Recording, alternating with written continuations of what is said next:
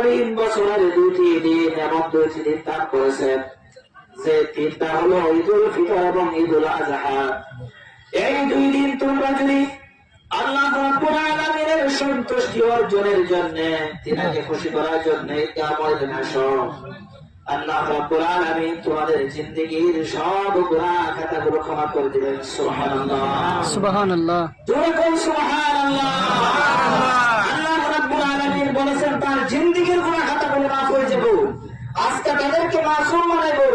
আল্লাহ রাব্বুল আলামিন তাদেরকে তাদের গুনাহ খাতাগুলো নেকির দ্বারা ভর্তি করে দিব। সুবহানাল্লাহ, সুবহানাল্লাহ।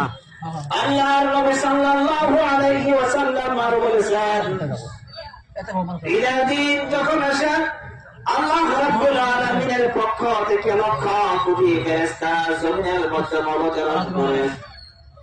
তারা রাস্তাঘাটে, বাজারে, বাড়িতে, ঘরে, ঈদগাহ ময়দানের চতুর্পার্শ্বে দিয়া ফেরেশতা বসে যায় আর বান্দাদেরকে আসসালামু কাওলাম মির রাব্বির রহিম, রবের পক্ষ থেকে তোমাদের জন্য সালাম, রবের পক্ষ থেকে তোমাদের জন্য সালাম বর্ষিত হোক, এই ঘোষণাটা ফেরেশতারা সব জায়গার মধ্যে বান্দার জন্য দিতে থাকে। সুবহানাল্লাহ, ফেরেশতারা ঘোষণা দেয় না, আমাদেরকে ফেরেশতারা ঘোষণা দেয়।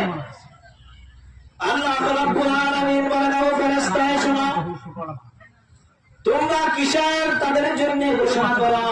ফেরেশতারা বললেন, রব্বুল আলামিন ওই সকল বান্দারা এক মাস যাবত তোমাকে খুশি করার জন্য তারা সিয়াম সাধনা করেছিলেন, 1 মাস উপবাস থেকেছিলেন, 1 মাস না খায় তোমাকে রাজি খুশি করার জন্য তারা উপবাস থেকেছিলেন। আল্লাহ পাক তাবারক তাআলা তোমাকে রাজি এবং খুশি করার জন্য তারা 1 মাস যাবত কষ্ট স্বীকার করে কিয়ামুল লাইল গুলো আদায় করেছিলেন।